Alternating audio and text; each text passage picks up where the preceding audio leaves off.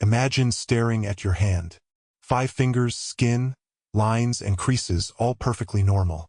Now imagine discovering that your hand is not actually there. Not in the way you think it is. What if the solid matter making up your hand, the table it rests upon, and even the air between them is mostly empty space? What if the particles that compose these objects are not truly particles at all, but probability clouds that only take definite form when observed? This is not philosophy. This is physics. When quantum physicists first peered into the subatomic world in the early 20th century, they found something so bizarre that even Albert Einstein refused to fully accept it. They discovered that reality at its most fundamental level behaves nothing like the solid, predictable world we experience. Instead, they found a realm where particles exist as possibilities until measured, where objects separated by vast distances can influence each other instantaneously, and where the act of observation itself seems to create reality. If quantum mechanics hasn't profoundly shocked you, you haven't understood it yet, said Niels Bohr, one of the founding fathers of quantum theory. His words echo through a century of scientific discovery that has only deepened the mystery. What if reality as we perceive it is not fundamental but emergent, a kind of perfect illusion constructed from underlying patterns that bear little resemblance to our everyday experience? Today, this question extends beyond physics into neuroscience, information theory, and even cosmology. From the neural machinery that constructs our conscious experience to the mathematical structures that might underpin spacetime itself, scientists across disciplines are converging on a startling possibility: that what we call reality might be more like a rendered interface than a direct perception of what truly exists. The implications are profound. If reality as we experience it is a kind of translation, a user-friendly version of something far more complex and alien, then what lies beneath? And how might understanding this deeper layer transform our place in the cosmos? Our journey begins with a simple experiment that shattered our understanding of reality over a century ago, and continues through the latest theories that suggest our universe might be a hologram, a simulation, or something even stranger. What we will discover is not that reality does not exist, but rather that it might be far more extraordinary than we have imagined. The first clue came in 1909 in Manchester, England, where physicist Ernest Rutherford was puzzling over some peculiar experimental results. His assistants Hans Geiger and Ernest Marsden had been firing alpha particles at gold foil, expecting the particles to pass through with minimal deflection, like bullets through tissue paper. The prevailing model of the atom at the time, known as the plum pudding model, proposed that atoms were spheres of positive charge with tiny negative electrons embedded throughout. But what Geiger and Marsden observed defied all expectations. While most alpha particles indeed passed through the gold foil, some bounced back at extreme angles, almost as if they had hit a solid wall. Rutherford later described his astonishment. "It was quite the most incredible event that has ever happened to me in my life. It was almost as incredible as if you fired a 15-inch shell at a piece of tissue paper and it came back and hit you." This unexpected result led Rutherford to propose a radical new model of the atom, one with a tiny, dense nucleus at its center, surrounded by mostly empty space where electrons orbit. This meant that the seemingly solid gold foil was, in fact, almost entirely empty. Matter itself was mostly void. The solidity we experience, the resistance when you push against a wall, comes not from physical contact between densely packed particles, but from electromagnetic forces repelling at the atomic level. Our first illusion: solid matter is not solid at all. But this was just the beginning. In the decades that followed, physicists discovered that even the particles themselves, the electrons, protons, and neutrons, were not the solid, billiard ball-like objects we might imagine. They exhibited wave-like properties, existing as probability distributions rather than definite points in space. And strangest of all, these quantum entities seemed to exist in multiple states simultaneously until measured. In 1927, Werner Heisenberg formulated his famous uncertainty principle, demonstrating that certain pairs of properties, like position and momentum, cannot both be precisely determined at the same time. This was not due to technical limitations in our measuring equipment, but rather a fundamental feature of reality itself. The more precisely you measure a particle's position, the less precisely you can know its momentum, and vice versa. This discovery hinted at something profound. Perhaps reality at its most fundamental level is inherently indeterminate. Perhaps the sharp, definite world we experience is not a direct reflection of an equally sharp, definite underlying reality, but rather a construction, a kind of averaging out of quantum fuzziness into the classical world of our everyday experience. As we delve deeper into this possibility, we must ask, what mechanisms might transform the quantum soup of possibilities into the concrete reality we experience? And what might this reveal about the true nature of our universe? To answer these questions, we must follow the trail of scientific discovery through one of the most puzzling experiments in physics, the double-slit experiment. In 1801, Thomas Young performed what would become one of the most famous experiments in physics history. By shining light through two narrow slits onto a screen, Young demonstrated that light created an interference pattern, alternating bands of light and dark, characteristic of waves interfering with each other. This seemed to settle the debate about whether light was a particle or a wave firmly in favor of the wave theory. But the story did not end there. In the early 20th century, as quantum theory emerged, scientists discovered that light also behaved as particles, photons, under certain circumstances. Even more surprisingly, when the double-slit experiment was performed with single photons or electrons fired one at a time, an interference pattern still emerged over time. This made no sense from a classical perspective. If each particle went through only one slit or the other, how could an interference pattern form? The only explanation seemed to be that each particle somehow went through both slits simultaneously, existing in a superposition of states and interfered with itself. But here is where the mystery deepens. When scientists placed detectors at the slits to observe which path each particle took, the interference pattern disappeared. The mere act of measurement caused the particles to behave differently. It was as if reality changed depending on whether someone was looking.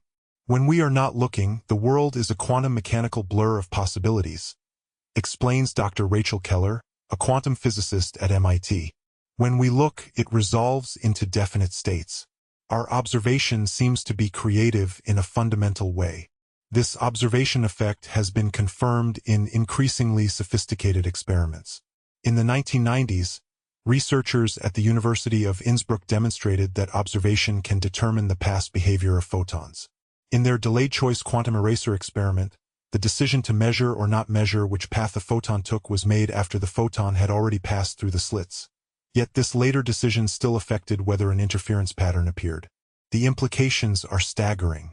It suggests that reality is not fixed and independent of observation, but is somehow co-created through the interaction between observer and observed.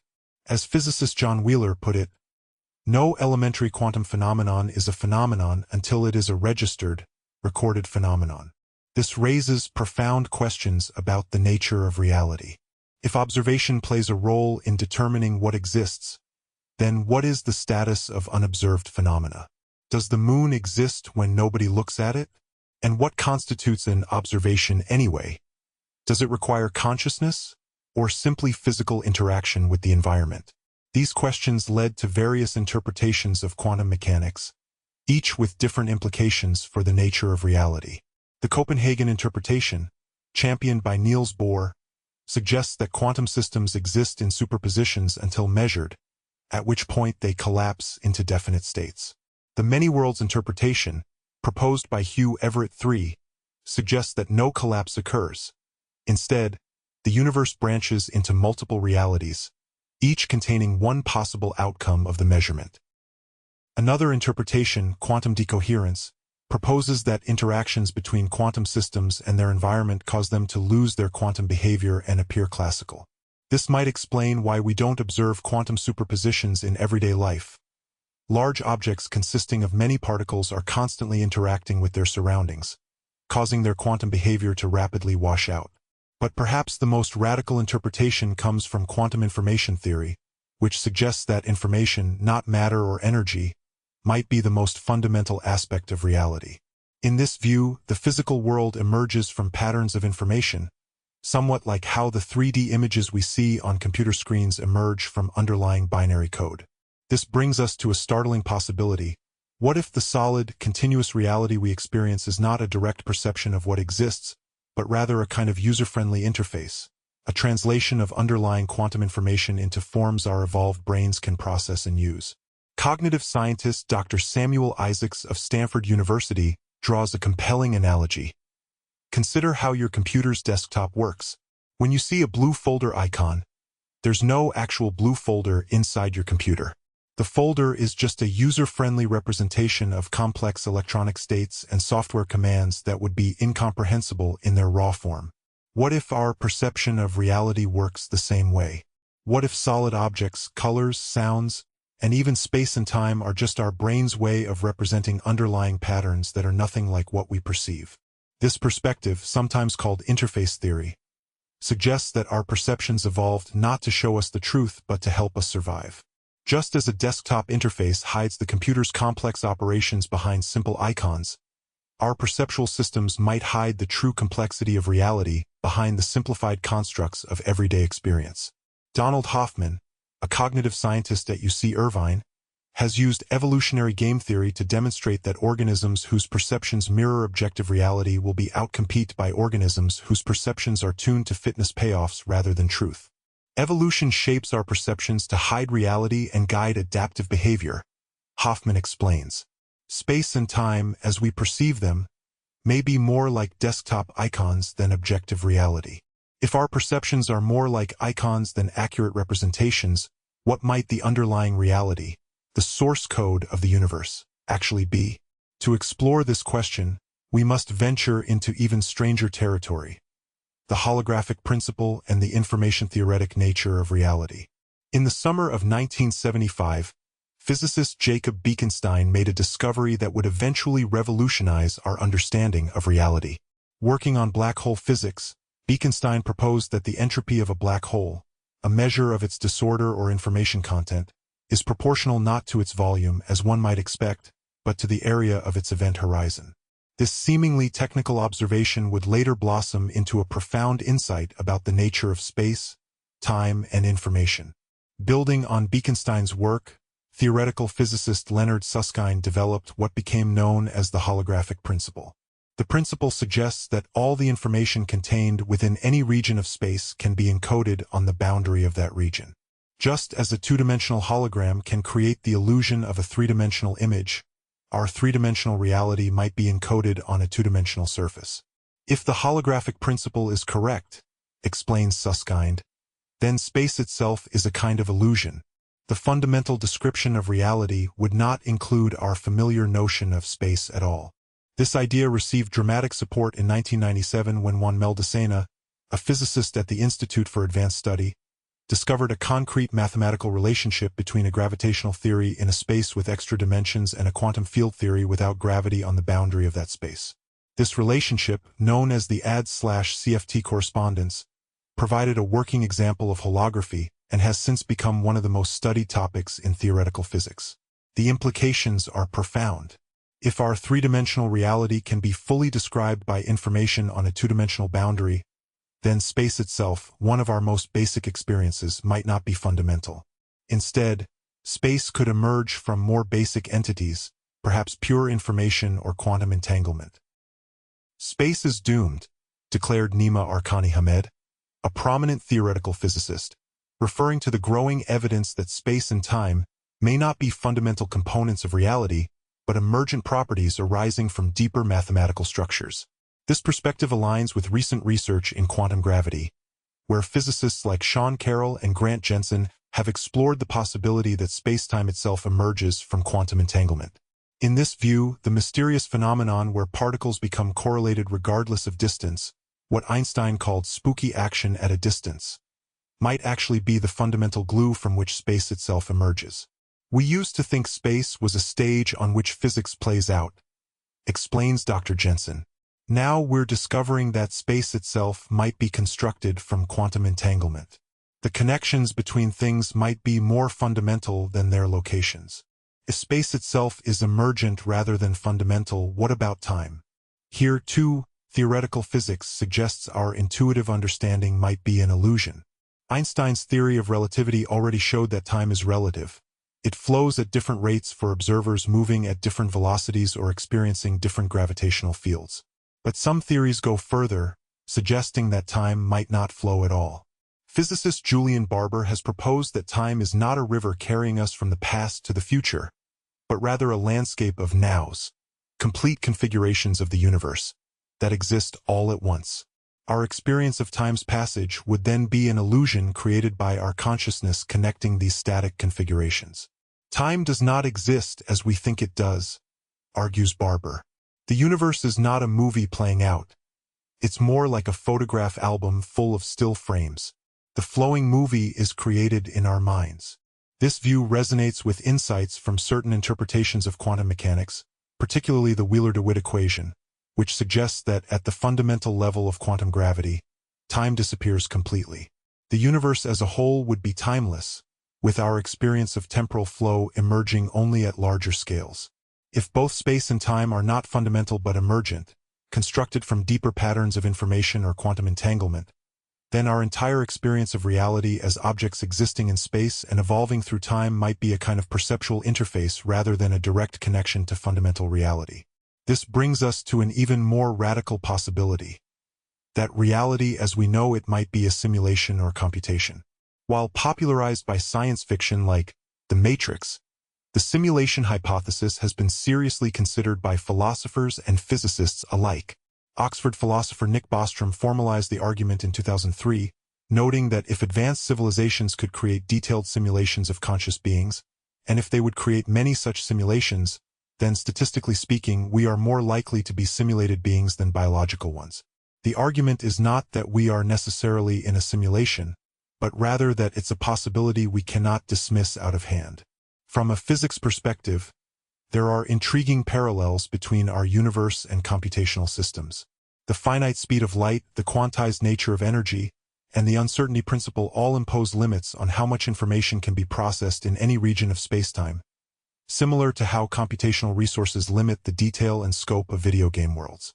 Physicist James Gates made a particularly striking discovery in this vein.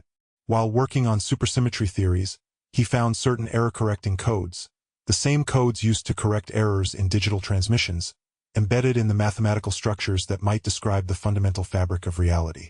"We may be living in the Matrix," Gates commented only half-jokingly. "I'm not trying to say that this is indicating we live in the Matrix, but there are certain things that I find curious." While the simulation hypothesis remains speculative, it highlights a deeper point. The fundamental nature of reality might be very different from our experience of it. Whether reality is a hologram, a quantum information system, or something else entirely, the evidence increasingly suggests that our everyday experience is a kind of user interface, a simplified representation of underlying patterns that would be incomprehensible in their raw form. This perspective raises a profound question. If reality as we experience it is a kind of translation or rendering, what might the raw code of the universe actually look like? And how might we glimpse beyond the veil of our perceptions to understand it? On a crisp autumn morning in 1919, newspapers around the world announced a revolutionary discovery. Einstein's theory of general relativity had been confirmed. During a solar eclipse, astronomers led by Arthur Eddington had observed light from distant stars bending around the sun exactly as Einstein had predicted. Space was not a fixed, absolute grid as Newton had envisioned, but a flexible fabric that could curve and warp in response to mass and energy. This was our first major hint that reality might not be what it seems. Space and time, the very stage upon which all events unfold, were revealed to be dynamic and relative rather than absolute. But Einstein's revolution was just the beginning.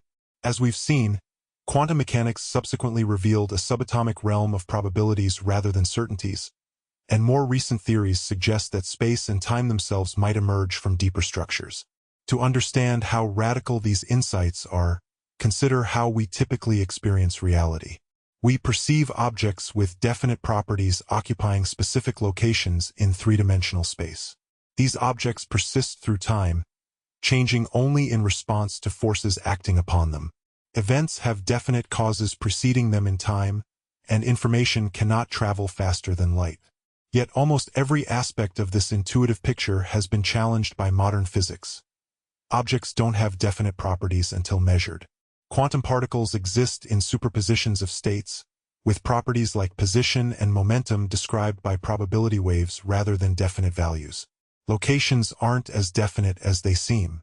Quantum entanglement allows for what Einstein called spooky action at a distance.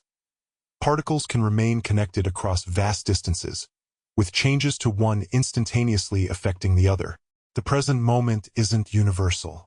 According to relativity, observers moving at different velocities or in different gravitational fields will disagree about which events are simultaneous. There is no absolute now spanning the entire universe. Space isn't fundamental. The holographic principle suggests that three-dimensional space might be encoded on a two-dimensional boundary, with spatial relationships emerging from more fundamental connections. Time might not flow. Some theories suggest that the passage of time is an illusion, with all moments existing equally in a timeless reality. Causality becomes fuzzy at the quantum scale. The delayed choice quantum eraser experiment suggests that, in some sense, future choices can affect past events. These findings don't mean that our everyday experience is wrong. Exactly. Classical physics still works extremely well at the human scale.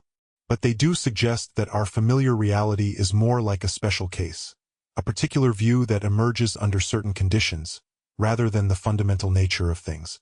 It's as if we've been living on the surface of the ocean, mistaking that surface for all of reality, explains theoretical physicist Dr. Rachel Keller. Now we're beginning to glimpse the depths below and the atmosphere above, and finding they operate according to principles very different from what we're used to. This ocean analogy is particularly pertinent. Just as water molecules collectively create waves and currents that follow different rules than the individual molecules, so too might fundamental quantum processes give rise to the classical world of our experience through a process of emergence. Emergence is a key concept here, the idea that complex systems can develop properties and behaviors not present in their simpler components. Consciousness itself might be an emergent phenomenon, arising from the complex interactions of neurons that individually have no awareness. If consciousness is emergent, this raises a fascinating possibility.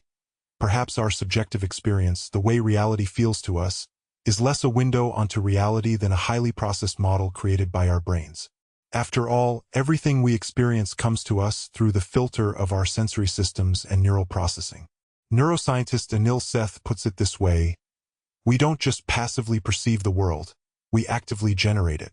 The world we experience comes as much, if not more, from the inside out as from the outside in.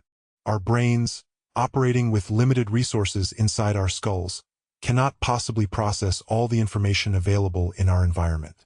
Instead, they construct simplified models that prioritize survival-relevant patterns. We don't see electromagnetic waves. We see colors. We don't detect air pressure variations. We hear sounds. These experiences are our brain's user-friendly icons for underlying physical processes. This view aligns with predictions from evolutionary theory. Organisms that perceive reality exactly as it is would be outcompeted by organisms that perceive in ways that enhance survival and reproduction, even if those perceptions distort objective reality. Perception is not about truth, argues cognitive scientist Donald Hoffman. It's about having kids. Hoffman's interface theory of perception suggests that our perceptual systems evolved to hide reality behind a simplified user interface, just as a desktop computer hides its complex operations behind icons and windows. We perceive what we need to navigate the world successfully, not necessarily what's truly there. If our everyday experience is already a kind of constructed model rather than direct access to reality, what happens when we begin to consider more exotic possibilities, such as the idea that reality itself might be a simulation? The simulation hypothesis, popularized by philosopher Nick Bostrom and others, proposes that our entire reality could be a sophisticated computer simulation created by an advanced civilization. While initially seeming far-fetched, the idea has gained traction among some serious thinkers. If we can create simulated realities ourselves, as we're beginning to do with virtual reality, notes technology entrepreneur Elon Musk, then it's reasonable to assume that any sufficiently advanced civilization would create many such simulations. Statistically speaking, we're more likely to be in one of the many simulations than in the one base reality. Whether or not we literally live in a computer simulation, the hypothesis raises a deeper question. Could reality be fundamentally informational in nature? This idea that information, rather than matter or energy, is the basic stuff of reality, has gained significant support in contemporary physics. It from bit, declared physicist John Wheeler, suggesting that physical objects, it, emerge from information, bit. In this view, the universe is less like a machine and more like a computation or a vast network of interacting information. This perspective receives support from quantum information theory, where phenomena like quantum entanglement can be understood in terms of shared information between systems. It also aligns with the holographic principle, which suggests that all the information in a volume of space can be encoded on its boundary. If reality is fundamentally informational, then our experience of a physical world might be a kind of translation, our conscious mind's way of representing patterns of information in a form we can understand and interact with. This brings us to perhaps the most mind-bending possibility of all, that consciousness itself plays a fundamental role in reality. While mainstream physics has traditionally avoided questions of consciousness, a growing minority of physicists are reconsidering this stance.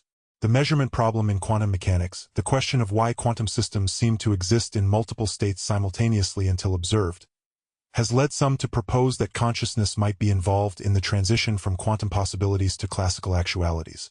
Physicist Roger Penrose and anesthesiologist Stuart Hameroff have proposed that quantum processes in brain microtubules might give rise to consciousness, and that consciousness might play a non-computational role in collapsing quantum wave functions.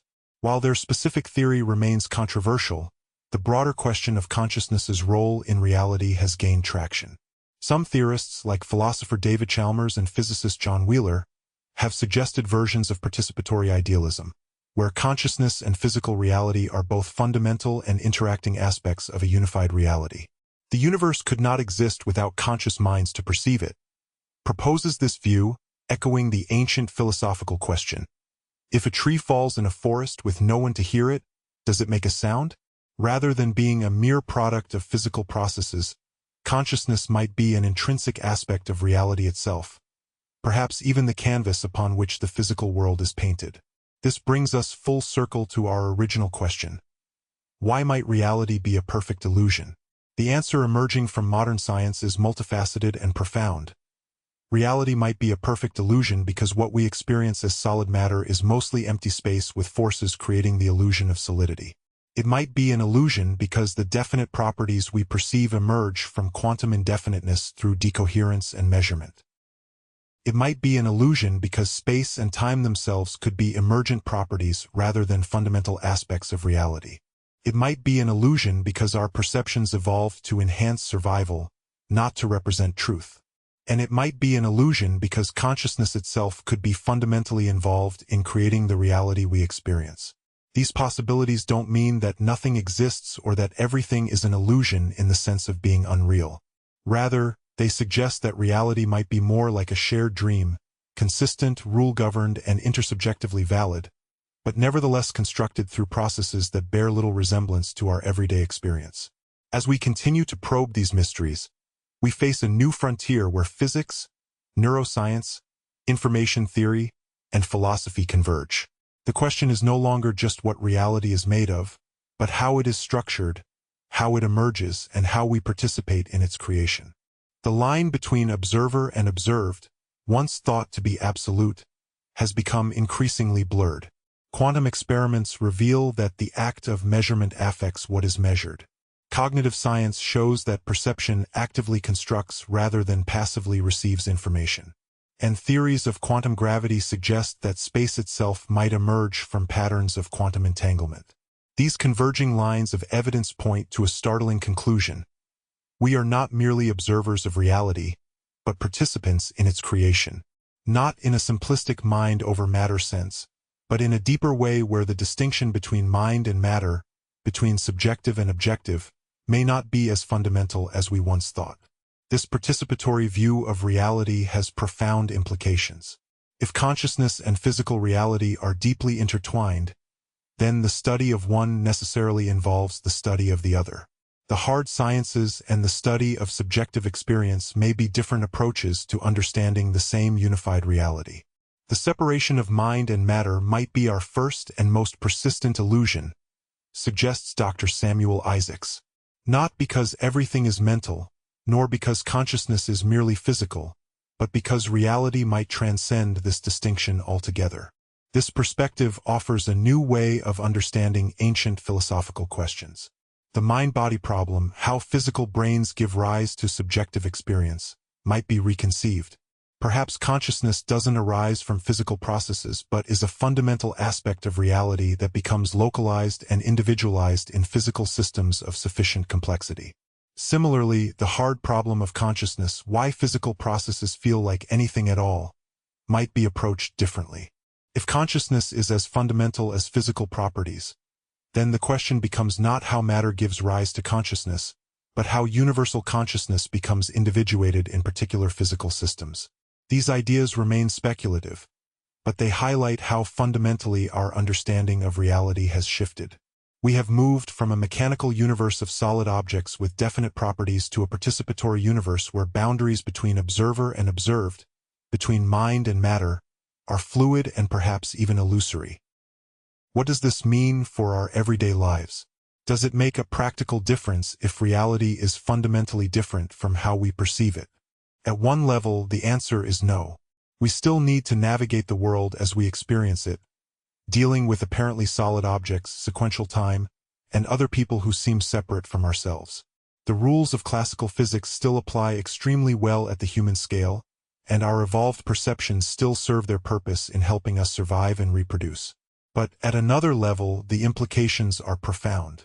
Understanding reality as a kind of shared construction rather than an objective given opens new possibilities for how we relate to ourselves, each other, and our environment. If we recognize that our perceptions are models rather than direct access to truth, we might hold our beliefs more lightly, being more willing to update them in light of new evidence. We might be more humble about our knowledge claims, recognizing the limitations of our species-specific interfaces with reality. If we understand that consciousness might be more fundamental than we've assumed, we might take subjective experience more seriously as a domain of inquiry, developing more sophisticated methods for studying and comparing experiences. And if we appreciate how profoundly interconnected all aspects of reality are, from quantum entanglement to ecological systems to social networks, we might develop a deeper sense of responsibility for our actions and their ripple effects through the complex systems we inhabit. Perhaps most significantly, recognizing reality as a kind of perfect illusion, not in the sense of being fake, but in the sense of being a constructed representation, might free us from the trap of naive realism. We might become more creative in how we approach problems, more willing to question fundamental assumptions, and more open to the extraordinary possibilities that lie beyond our conventional understanding. As physicist Richard Feynman famously said, "I think I can safely say that nobody understands quantum mechanics." This humility in the face of reality's deep mysteries might be the most appropriate response to the evidence before us. Not a retreat into relativism or mysticism, but a recognition that reality is far stranger and more wonderful than our everyday experience suggests. The illusion of reality, seen in this light, is not a deception but a revelation, an invitation to look beyond the surface of things to the deeper patterns that connect all of existence. It is not that nothing is real, but rather that reality is far more extraordinary than we have imagined.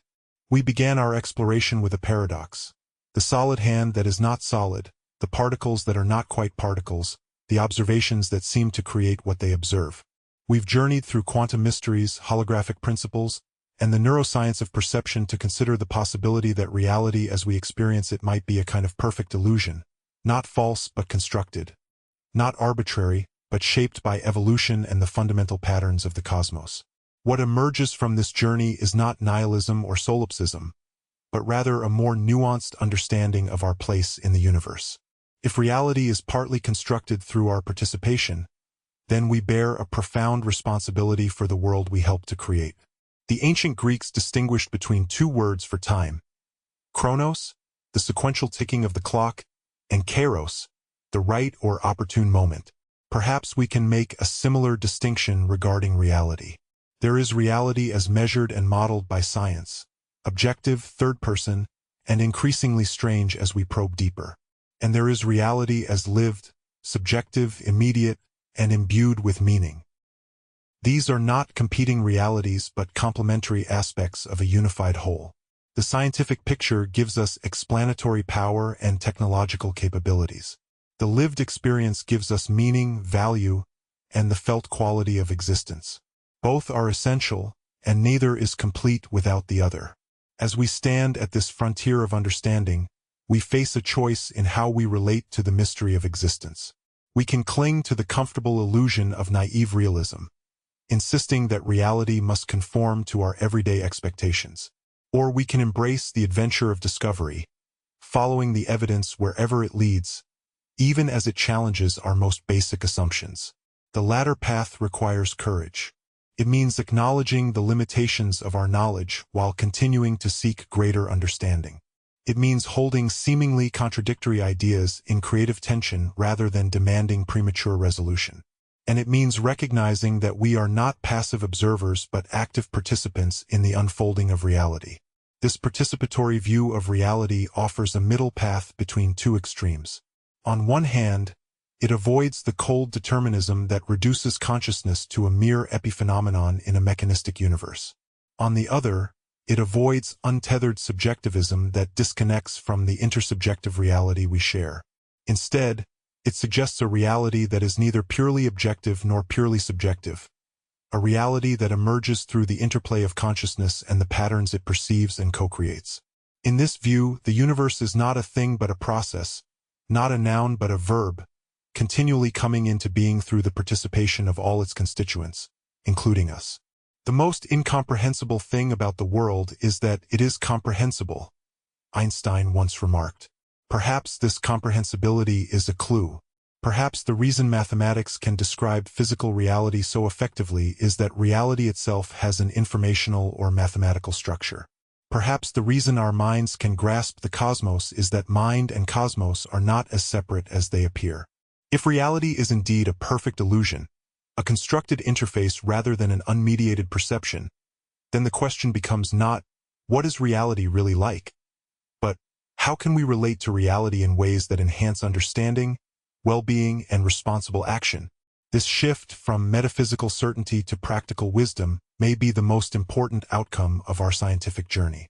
It suggests that the proper response to reality's mysteries is neither dogmatic assertion nor nihilistic surrender, but rather an engaged, curious, and humble participation in the ongoing creation of our shared world. As we continue to explore the frontiers of physics, neuroscience, and consciousness, we may discover that reality is not a puzzle to be solved once and for all, but a creative process to be entered into with full awareness. Not an illusion to be dispelled, but a collaborative work of art, perfect not in its finality, but in its infinite potential for discovery and meaning. In this light, the apparent solidity of the hand with which we began becomes not a deception but a wonder, a manifestation of underlying patterns so complex and beautiful that they can never be fully captured in words or equations, but only participated in through the direct experience of being. Reality may be a perfect illusion, but it is our illusion, not in the sense of being arbitrary or unreal, but in the sense of being co-created through the dance of consciousness with the deep patterns of existence. And in that dance lies not disillusionment, but the possibility of deeper understanding, greater responsibility, and more authentic engagement with the mystery of being. The universe is not only stranger than we imagine, it is stranger than we can imagine. Yet through science, philosophy, and direct experience, we continue to expand the boundaries of the imaginable, participating in reality's ongoing creation even as we seek to understand it.